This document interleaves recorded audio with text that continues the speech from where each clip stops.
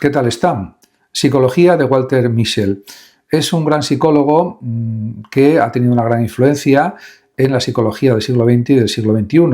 Y realmente sus libros son de una alta exigencia académica, responden a esa exigencia académica, pero además se basan en experimentos, en comprobaciones, en pruebas que él realiza y que luego quiere también extraer las conclusiones científicas de esos experimentos, que sirvan también para otros psicólogos y también para el desarrollo de la historia de la psicología.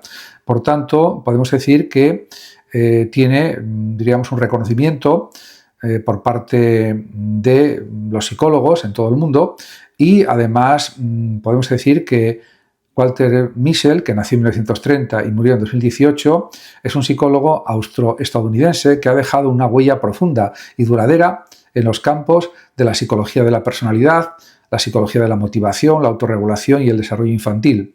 Su trabajo más emblemático, el famoso test de los chuches o de los caramelos o de los dulces, también conocido como experimento del marshmallow, se convirtió en uno de los estudios más citados y debatidos de la psicología actual. Pero diríamos que reducir a Mischel a ese único experimento sería una injusticia intelectual absoluta, ya que detrás de esa prueba, aparentemente simple, hay una vasta y compleja filosofía de la conducta humana, una revisión crítica también del esencialismo psicológico y una teoría sólida sobre la plasticidad del yo. Y esto, pues por supuesto, hay que analizarlo. En este vídeo trataré de estas cuestiones para dar unas ideas fundamentales sobre lo que es la psicología de Walter Mischel y pues comenzaré por su contexto intelectual, porque siguiendo con sus estudios más relevantes y luego también finalizaré con una reflexión sobre su legado, incluyendo la trascendencia mediática del test de las golosinas y también pues hablaré algo de su obra. En este sentido hay que decir que pues no se puede, diríamos, indicar que este psicólogo se haya quedado solo en la teoría, sino que ha buscado, diríamos, pruebas de sus planteamientos con la experimentación psicológica, y eso también hay que agradecerlo. Y también hay que decir, en cuanto a su contexto vital, que Walter Mischel nació en Viena en 1930 en el seno de una familia judía que tuvo que emigrar a Estados Unidos para huir del nazismo. Su vida temprana estuvo marcada por la inestabilidad y el desarraigo y parece prefigurar su posterior interés por la conducta, el autocontrol y la adaptabilidad del ser humano, formado inicialmente en el Brooklyn College y posteriormente también en la Universidad Estatal de Ohio y la Universidad Estatal de Nueva York. Mischel se convirtió en uno de los psicólogos más influyentes del siglo XX. Su pensamiento se forja, se podría decir, en un momento de tensión teórica dentro de la psicología. Por un lado, el auge del conductismo. Por otro, el desarrollo de la psicología cognitiva y del psicoanálisis humanista. En este sentido y en este escenario, Mischel encontró un espacio de intervención crítica que le permitió reformular las nociones tradicionales sobre, por ejemplo, la personalidad y el comportamiento humano. Y de este modo, pues uno de los primeros grandes logros de Mischel fue su obra acerca de la personalidad de 1968, un texto revolucionario que puso en cuestión la idea de que los rasgos de personalidad eran estables, coherentes y determinantes para la conducta. Esta obra desató un gran, diríamos, una gran controversia, podríamos decir, ya que desmontaba buena parte del andamiaje conceptual de la psicología de la personalidad imperante en su tiempo. Mischel argumentó, basándose en una amplia revisión empírica, que las conductas humanas no eran tan consistentes como los psicólogos pensaban y que en realidad el contexto situacional desempeñaba un papel mucho más importante que los rasgos internos. Este planteamiento dio lugar a lo que se denominó la crisis de la personalidad, enfrentando a los situacionistas y a los tradicionalistas de los rasgos de la personalidad. Y además su célebre experimento de las golosinas, del test de las golosinas, realizado por primera vez en la década de 1960 en la Universidad de Stanford, fue lo que lo catapultó a la fama internacional.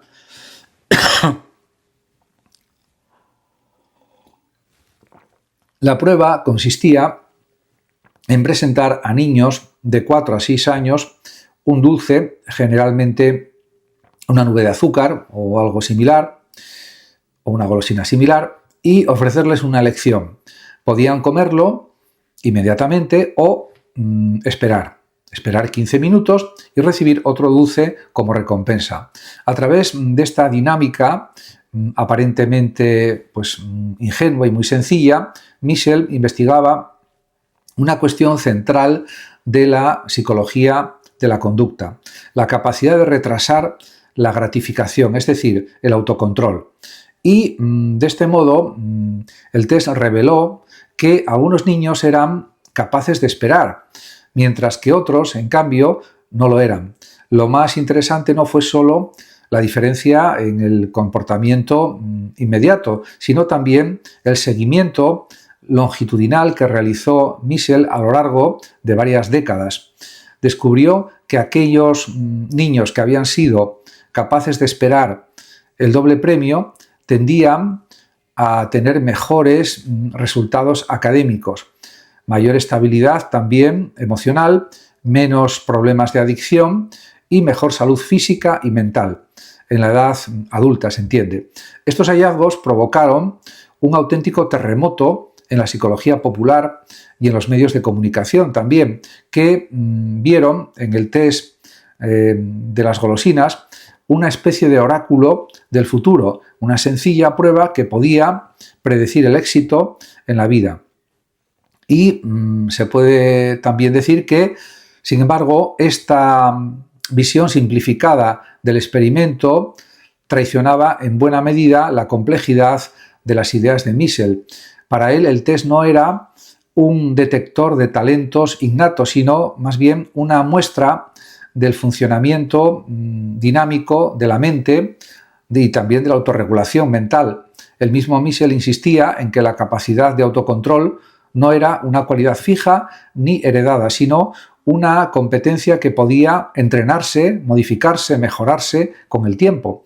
Lo que él estaba mostrando era cómo las estrategias cognitivas utilizadas por los niños, como desviar la atención del dulce, imaginar que era otra cosa, taparse los ojos o cantar canciones, permitían controlar el impulso y resistir la tentación. Es decir, no se trataba de una prueba de fuerza, de voluntad pura, sino de habilidad cognitiva y emocional a la vez.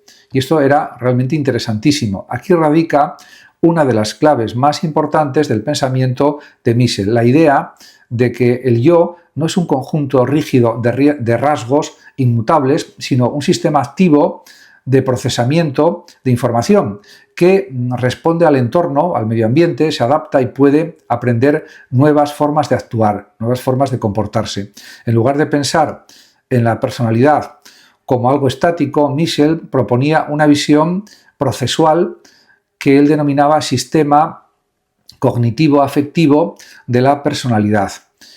Desarrollada más tarde, esta teoría, junto con Yuichi Soda, este modelo sostiene que el comportamiento humano emerge de la interacción constante entre variables cognitivas como, por ejemplo, expectativas, creencias, interpretaciones, etc., y variables afectivas, emociones, impulsos, estados de ánimo, moduladas, eso sí, por las situaciones en las que la persona se encuentra. Y de esta forma se podría decir que esto fue un descubrimiento muy importante. La gran aportación de este modelo es su capacidad para explicar por qué una persona puede comportarse de forma radicalmente distinta en contextos diferentes sin que eso implique contradicción. Una misma persona puede ser generosa con sus amigos, agresiva en el trabajo y retraída con su familia.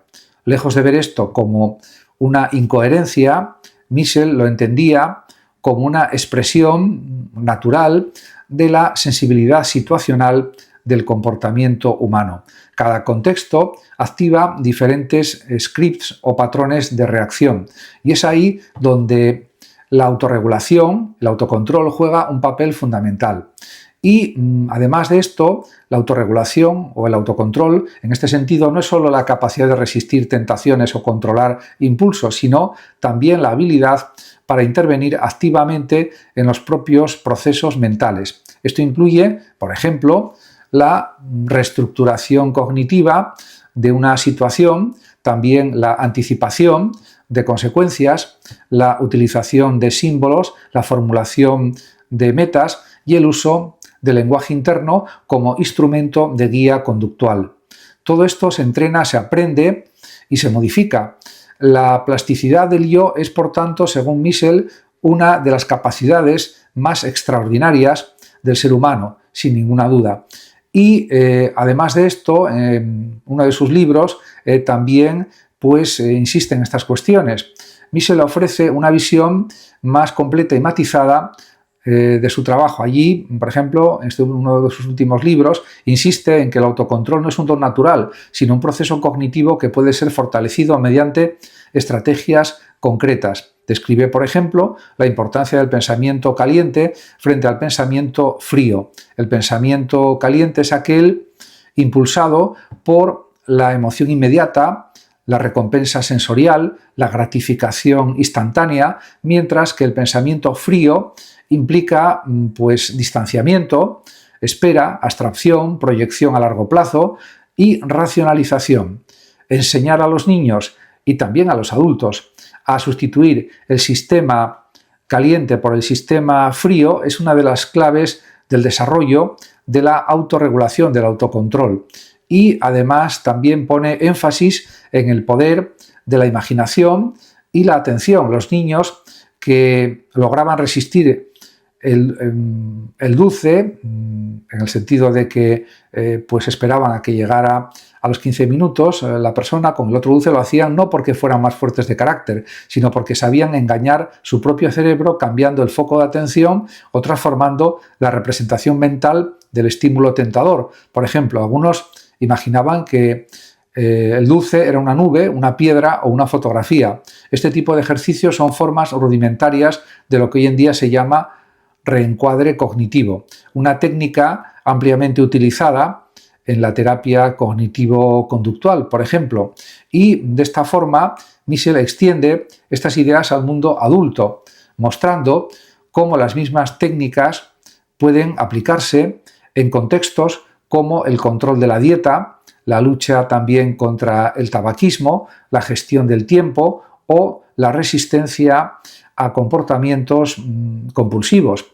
Lo que comienza como un experimento infantil termina siendo también una profunda meditación sobre la libertad humana, también la autodeterminación y sobre el papel del entorno en la configuración del carácter.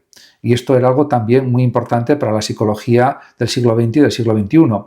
En la última década de su vida, Michel se dedicó también a combatir la visión determinista que algunos sectores habían querido proyectar sobre su test de las golosinas. Para él la clave no estaba en clasificar a los niños en categorías fijas, los que tienen autocontrol y los que no, sino en demostrar que el autocontrol, la autorregulación es maleable. Esta convicción tiene implicaciones éticas y educativas profundas. Si el autocontrol o la autorregulación se puede enseñar, entonces la escuela, los institutos, los centros educativos en general, la familia y la sociedad tienen una responsabilidad ineludible en el desarrollo de la capacidad de autorregulación o de autocontrol. Y en este sentido, hay que decir que también todo esto está en toda su investigación. Walter Mischel falleció en 2018 dejando un legado que trasciende el ámbito académico. Su trabajo ha influido en la educación, la psicoterapia, la neurociencia, la economía conductual e incluso en la política social.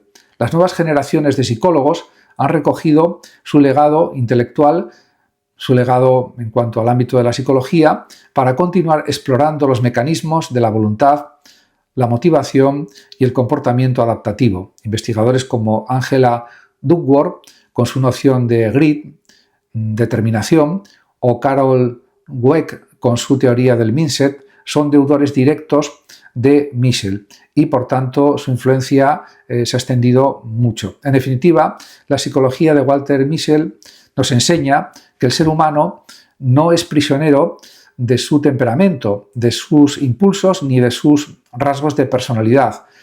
Nos recuerda también que hay un espacio de libertad en cada uno de nosotros, un lugar desde el cual podemos en realidad observar nuestros deseos, anticipar también las consecuencias de nuestras acciones y además elegir de forma deliberada el camino que queremos seguir. El test de las golosinas, en su lectura más profunda, no es una simple prueba de paciencia, sino una metáfora del esfuerzo constante por convertirse en la persona que queremos ser. En un mundo que fomenta la gratificación inmediata, la rapidez, el consumo y la superficialidad, el pensamiento de Walter Mischel se alza como un canto a la perseverancia, la reflexión y la capacidad de espera. Esperar no es resignarse, es en muchos casos un acto de profunda libertad. Muchas gracias a todos por la atención dispensada y hasta mi próximo vídeo. El que lo desee puede compartir este vídeo, darle like o suscribirse a mi canal de YouTube. Hasta mi próximo vídeo, en que nos veamos.